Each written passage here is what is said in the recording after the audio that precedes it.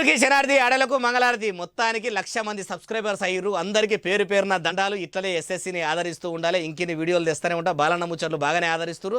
ముందుగా ఏముంటాయి నెత్తిరాతలు గీతలే కదా చూడు రెడ్ లైన్స్. రైతు బంధు ఎప్పుడు పడుతుందో కూడా చెప్పిండు రేవంత్ రెడ్డి గారు. 31 తారీఖు వరకు ఇచ్చతట్టే ఉన్నాడట సీఎం సారు. సీనియర్లు ఎటు పోవాలంటున్నాడు కాంగ్రెస్ లీడర్ హనుమంతు తాత. చెప్తుండు అధికారంలోకి వచ్చినాక చేయిపాటిలకు వచ్చేటోళ్ళ కథ. ఇంటింటికి 5,000 ఇస్తామంటున్నది వైఎస్ షర్మిలక్క. ఏపీలో కాంగ్రెస్ అధికారంలోకి వచ్చినాక అమలు చేస్తారట పక్క. వైవి సుబ్బారెడ్డి కులాయించిన వంతెన తేలుతుంది నీళ్లల్లా. విశాఖ బీచ్ లో తీసిన ఫోటోలు వీడియోలు వైరల్ చేస్తుర్రు చూసినోళ్ళల్లా. ఎండాకాలం రాకముందే తెలంగాణలో సురువైతుందట నీళ్ల కరువు. ముఖ్యమంత్రి గారు మీరే పెద్ద మనసు చేసుకుని దించాలే బరువు. రైతన్నలారా, రైతు బంధు పైసలు ఇంకా మీ ఖాతాలో జమ కాలేదా? పైసలు పడనోళ్ళు పికర్ పడకుండ్రి, పక్కా మీకు పైసలు పడతాయి.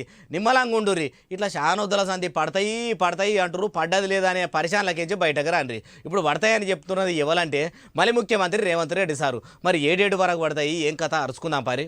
మేము జనవరిలో మొదలుపెట్టి మార్చి 31 లోపల రైతు బంధు చెల్లిస్తాము. జనవరిలో మొదలుపెట్టి మార్చి 31 లోపల రైతు బంధు చెల్లిస్తాము. ఇన్నరా? అయ్యో ఇంకా పైసలు కూడా పడకపాయే. అసలు రైతు బంధు పైసలు పడతాయా లేవా అని ఎన్నొద్దుల సంధి రంది పడుతురు కదా. ఖుద్దు ముఖ్యమంత్రి సారే మార్చి 31 తారీఖు వరకు అన్నదాతల అకౌంట్లలో వేస్తామంటుడు. కాబట్టి మీ రైతు బంధు పైసలు మీ ఖాతాలోనే పడతాయి. బేపికరుగు ఉండుర్రి. కానీ ఇట్లా చేయి పార్టీలున్న లీడర్లు చెప్పుడే ఉంది కానీ ఆ పైసలు పడుడే లేదంటారు. రైతు బంధు పైసలు తెచ్చుకొని పెట్టుబడిగా వాడుకుందాం అనుకున్న రైతన్నలు. అయోధ్యలో ఉన్న బాలగ్రామును ముట్టుకునే భాగ్యం అందరికి ఉంటుందా చెప్పుర్రి. కానీ రాములల్లా విగ్రహాన్ని తయారు చేసిన అరుణ్ యోగికి అన్నకు మాత్రం అయితే మంచిగా ఉన్నది. రాముల వారిని ముట్టుకుని మంచిగా ముఖంను కూడా తయారు చేసిండు కదా, అది అందరికి ఎరుకున్నదే.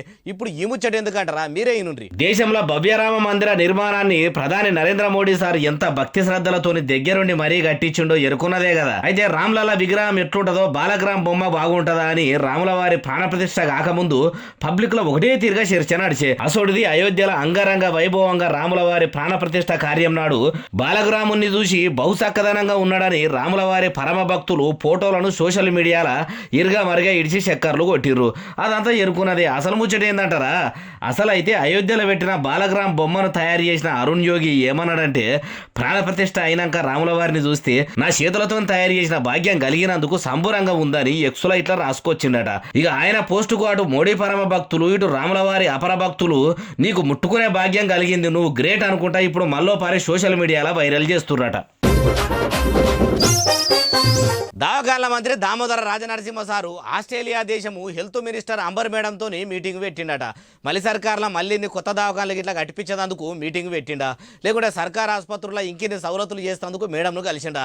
పాండ్రి పోయి మొత్తం ముచ్చట మనం కూడా అరుచుకుందాం. కాంగ్రెస్ ప్రభుత్వాన్ని ప్రజలు కావాలని గెలిపించుకోరు. మళ్ళీ సర్కార్లో MLT, lab technician, medical, paramedical కోర్సులు చదివిన వాళ్లకు చక్కగా ఆస్ట్రేలియాలో నౌకర్లు ఇప్పియాలని అంబర్ మేడంతోనే అనుకొచ్చిండట. మళ్ళీ సర్కార్లో మన దామోదర సార్ చేసిన మర్యాదతోని మురిసిపోయి అంబర్ మేడం కూడా ఓకే మీరు అడిగినాక ఇయ్యకపోడా ఏం మాట్లాడుతున్నారు దామోదర గారు, దయాగుణం కలిగిన మీరు మా దవాఖానలలో తెలంగాణ బిడ్డలకు కొలువులు ఇయ్యాలని మీరు ఇంత కాయిస్గా చెప్పాలనా, తప్పకుండా నౌకర్లు ఇస్తామని నమ్మకంగా చెప్పింది కావచ్చు. ఇక ఇన్నొద్దులు పారామెడికల్, మెడికల్ కోర్సులు చదివి దవాఖానలల్లో ల్యాబులల్లో పనులు చేసుకునేటోళ్ళు జల్దిన పోయి పాస్పోర్ట్లు గిట్లా అప్లై చేసుకునేది చేసుకోర్రి.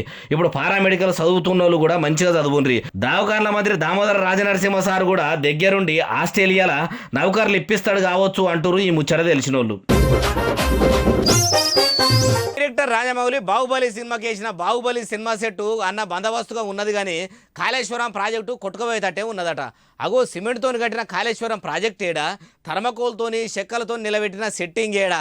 ఏం మాట్లాడుతున్నావు బాలన్న? మళ్ళీ ఇప్పుడు మేడిగడ్డ ముచ్చట ఏ లీడర్ లావట్టిండు ఏం కథ అంటారా మీరే ఇనుర్రి. కాళేశ్వరం పలిగిపోయింది, కనీసం బాహుబలి సెట్టింగ్ అన్నా ఇప్పటికి ఇంకా సురక్షితంగా ఉంది తప్ప ఇవాళ కాళేశ్వరం కూలిపోయి ఇవాళ పలిగిపోయే పరిస్థితికి వచ్చింది. ఇన్నరా ఇద్దరు సీఎం అభ్యర్థుల మీద గెలిచిన కామారెడ్డి ఎమ్మెల్యే కాటిపల్లి వెంకటరమణారెడ్డి సార్ ఏమంటున్నాడు, పాత సర్కార్ల ప్రజలకు పుణ్యమన్న దక్కుతుంది అనుకుంటే కాళేశ్వరం ప్రాజెక్టును సినిమా సెట్టింగ్ అంత గట్టిగా కూడా గట్టకపాయే. ఇప్పుడు వచ్చిన మలి సర్కార్ అన్న మంచిగా చేస్తుంది అనుకుంటే గ్యారంటీ లేదప్ప అమలు చేసుడైతే లేదనుకోవచ్చుండు. అటు సెంట్రల్ సర్కార్లైనా ఇటు రాష్ట్రంలో అయినా ప్రజల అందులు పోవాలంటే కమలం పువ్వు పార్టీతోనే అవుతుంది అనుకోవచ్చుండు. అయ్యా కాటిపల్లి వెంకటరమణారెడ్డి గారు, కామారెడ్డి ప్రజలకు మీ మీద ఉన్న ప్రేమతోని నమ్మకంతోని మిమ్మల్ని గెలిపించుర్రు కావచ్చు. మీరు అన్నట్టు కమలం పువ్వు పార్టీ మీద ప్రేమనే ఉంటే మీ బీజేపీ తెలంగాణను ఏలుతుండే కదా, అంటే మీరు చెప్పేది కూడా పబ్లిక్ నమ్ముతలేరా ఎట్లా అంటారు ఈ ముచ్చట తెలిసిన వాళ్ళు. ఖమ్మం ప్రజలు ఎంపీ టికెట్ హనుమంతరావు తాతకే ఇవ్వాలంటుర్రట. అగో తాతకు పానశాత కాకుండా కాబట్టి హనుమంత్ తాతకు ఎందుకు ఇవ్వమంటారే, నువ్వు కావాలనే అంటున్నావు కదనే బాలన్న అంటారా? కాదు కాదు, తెలంగాణ కాంగ్రెస్ పార్టీల కురునాయకుడు హనుమంత్ తాతనే అంటుడు. కావాలంటే మీరే నుండ్రి హనుమంత్ తాత, ఇక నువ్వు చెప్పే. పోటీ చేస్తా, పోటీ చేసి తీర్తా, పోటీ చేస్తా, పోటీ చేసి తీర్తా. ఇన్నరా అడున్న ఓ విలేకరి అడగంగానే పోటీ చేస్తున్నా, బరబ్బర్ పోటీ చేస్తా అంటుండంటే హనుమంతు తాత ఖచ్చితంగా పోటీ చేసేటట్టే ఉండు. కానీ ఖమ్మం ఎంపీ టికెట్ సోనియా గాంధీకి ఇస్తామని చెప్పి షై పార్టీ మంత్రులంతా కలిసి తీర్మానం చేసిర్రు. సీఎం రేవంత్ రెడ్డి సార్ను ఢిల్లీకి కూడా సోనియమ్మను తెలంగాణలో పోటీ చేసేందుకు ఒప్పియాలని పంపిర్రు. ఇదే ముచ్చట ఎవరో ముంగటేస్తే కండ్లబడకుండా పోయిన కాంగ్రెస్ పార్టీని దగ్గరుండి మరి అధికారంలోకి తెచ్చిన మాసోటోలకు కాకుండా కొత్తోళ్లకు టికెట్లు ఎట్లిస్తారని అంటుండు. ఆ ముచ్చట గుడి నుండి పార్టీ గురించి పనిచేసింది. అరే ఎవరు కొత్త వచ్చిన వాళ్ళు నాకే కావాలంటే మరి మేము ఎక్కడ పోవాలి? ఒరిజినల్ కాంగ్రెస్ వాళ్ళ పరిస్థితి ఏంది? ఇన్నరా పార్టీ కోసం ఒరిజినల్ గా పనిచేసిన మాసోటోళ్ళకు కాకుండా ఇట్లా డూప్లికేట్ వాళ్ళకు టికెట్లు ఇస్తే ఎట్లా అంటుండు. అయ్యా రేవంత్ రెడ్డి సారు మంచిగా ఇషారా చేసి ఖమ్మం ఒరిజినల్ లీడరు ఎవరో క్లారిటీగా తెలుసుకొని ఇయ్యండ్రి. లేకుంటే హనుమంతు తాత గరానికి వస్తే షై పార్టీ చందన అయినా అవుతుంది అంటూరు హనుమంతు తాత ఆవేశం చూసినోళ్ళు. జగనన్న చెల్లె షర్మిలక్క కూడా ఆంధ్రప్రదేశ్ ప్రజల మీద హామీల వాన కురిపిస్తుంది. అధికారంలోకి రాకముందే ఆవిడికి బారసాల కూడా చేస్తుంది. అనంతపురంలో న్యాయ సాధన అని మీటింగ్ కూడా పెట్టింది. అలా ఓ పథకానికి పురుడు పోసి పేరు కూడా పెట్టింది. చూసినాక అమలైతా లేదా మీరే చెప్పాలి. ప్రతి నెల ప్రతి కుటుంబానికి 5,000 రూపాయలు అందరూ చప్పట్లు కొట్టండి. చూసిన్రా ఏపీలో కాంగ్రెస్ సర్కారు ఏలుబడిలకు వస్తుందని ఇంటింటికి ఇందిరమ్మ పథకం పేరు మీద అచ్చరాల 5,000 రూపాయలు ఇస్తామని అనుకొచ్చింది. అమ్మా షర్మిలమ్మ చెప్పిగా సంవత్సరానికి 60,000 రూపాయలు ఇందిరమ్మ అభయం కింద ప్రతి ఒక్క పేద కుటుంబానికి అందిస్తుంది అని మీకు మాటిస్తున్నా. ఎన్నికల ముంగడ కూడా కర్ణాటకలో తెలంగాణలో ఇంటింటికి అన్ని పథకాలు అని ఇట్లనే మాటలు ఇచ్చిర్రు. ఇప్పుడేమో అరువులైన వాళ్ళకే అని తిరకాసు పెట్టిండ్రు. ఓట్లేసిన జనాలేమో ఒగనారాజులో లేరు. మీరు కూడా అరువులైన వాళ్ళకి ఇస్తామని ఒకవేళ గెలిస్తే అప్పుడు మాట మారవరు కదా మేడము అంటుర్రు. మాట తప్పము మడిమేదింపమని మాట తప్పుతున్న కాంగ్రెస్ లీడర్రా కాకి కథలు పిట్ట కథలు ఇంటున్నోళ్ళు. తెలుగుదేశం జనసేన కలిసి ఎన్నికల పోటీ చేస్తామని పవనాలు చంద్రాలు టిక్కెట్లు కూడా పంచుకోరు కదా. మీదున్నోళ్ళు మంచిగానే ఉండ్రు. పసుపు కొమ్ము తమ్ముళ్లకు పవనాలు జనసేన సైనికులకు ఆ పంపకాలు నచ్చలేదో ఏమో కానీ కాకినాడల టీడీపీ ఫ్లెక్సీలను ఎగబడి మరీ పర్ర ఎట్లా చింపుతున్నారంటే చెప్పుడు కంటే చూస్తేనే అస్సలు ఉంటుంది. చూడుర్రి మీరే.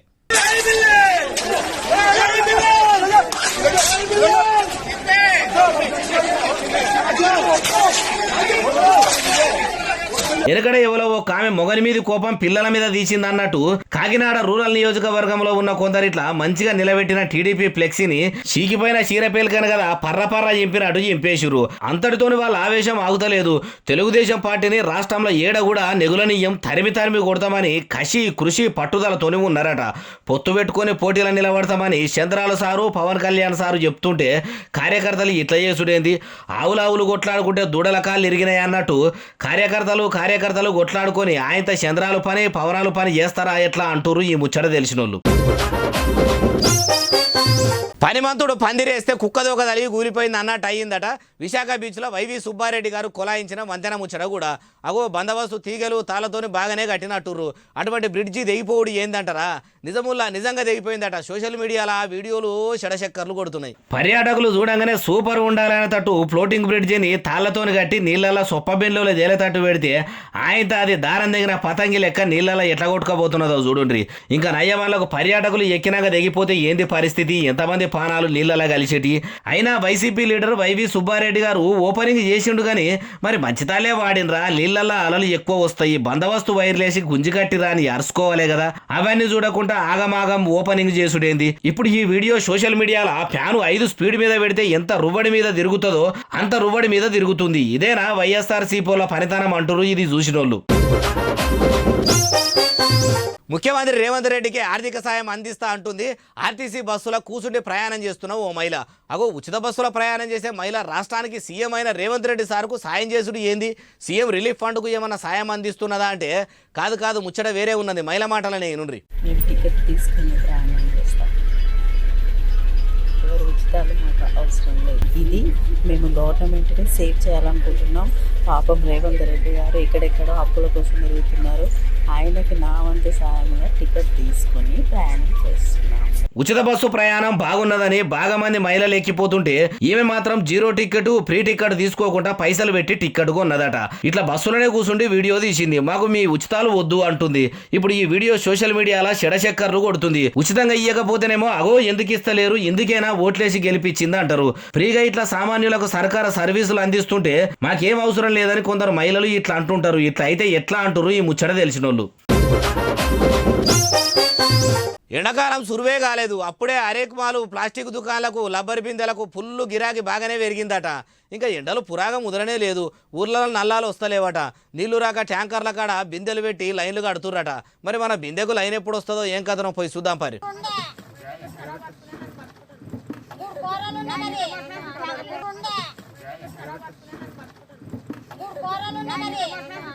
ట్యాంకర్ కాడ జాతరనే ఉన్నది కదా, మాలస్కమందే ఉన్నారు. అందరు కలర్ రబ్బర్ బిందెలు తెచ్చి లైన్లో మంచిగానే పెట్టిరు. తాగేదందుకు కడుక్కునేందుకు సుక్క నీళ్లు లేక అవస్థలు పడుతురట. చేపాటి సర్కారు మేడి పండు లెక్క ఉన్న కాళేశ్వరం నుంచి జలాలను జల్లెడబట్టి మరి ఊర్లకు పంపి మత్తళ్ళు దుంకిపిస్తామని మస్తుగానే చెప్తుంది. కానీ ఉడబోసింది లేదు, నీళ్లు అందించింది లేదు. చూడుండ్రి, గద్వాల్ జిల్లా పుల్లికల పల్లెల్లో ఇట్లా నీళ్లు లేక తిప్పలు అయితే పడుతురట. ప్రజలు దూపా అని అల్లాడుతున్నా గానీ ఎప్పటికీ నీళ్ళు ఇచ్చేదందుకు కూడా లీడర్లు అధికారులు ముంగడికి వస్తలేరట. ఇందుకేనా మీకు ఓట్లేసి గెలిపించింది అంటారు. ఓ అయ్యా రేవంత్ రెడ్డి సారు ఎన్ని ట్యాంకర్లు అని చెప్పిస్తారు, వచ్చేది ఎండాకాలం కాబట్టి అక్కడి అధికారులతో మాట్లాడి దినం 2-3 మాటల నీళ్లు ఇడిచేటట్టు మీరే జిమ్మెదారి తీసుకోవాలంటారు నీళ్ల కష్టాలు ఎండాకాలంలో కళ్ళారా చూసినోళ్ళు. ఓ అన్నదాత వేసుకున్న బట్టలు మాసిపోయి గలీజుకున్నాయని మెట్రో రైల్లో ఎక్కనేయకుండా సెక్యూరిటీ ఆపిండట. నెత్తి మీద బరువు ముల్లే పెట్టుకుని నిలబడితే కూడా కనికరం చూపకుండా కరడు కట్టిన కఠినాత్ములు లెక్క లోపలికి ఓనిస్తలేడట. మెట్రో రైళ్లలో ఫలానోళ్ళే ఎక్కాలని సర్కారు కానూను ఇట్లా తెచ్చిందా ఎట్లా చూసినాక సెక్యూరిటీని ఏమంటారు మీరే అనుర్ರಿ. ನಾವು ಮೆಟ್ರೋದಲ್ಲಿ ಬಂದಿದ್ದೀವಿ, ಇವ್ರನ್ನ ಮೆಟ್ರೋದೊಳಗೆ ಬಿಡ್ತಿಲ್ಲ, ಯಾಕಂದ್ರೆ ಇವ್ರದ್ದು ಡ್ರೆಸ್ ಗಲೀಜಿದೆ ಅಂತ.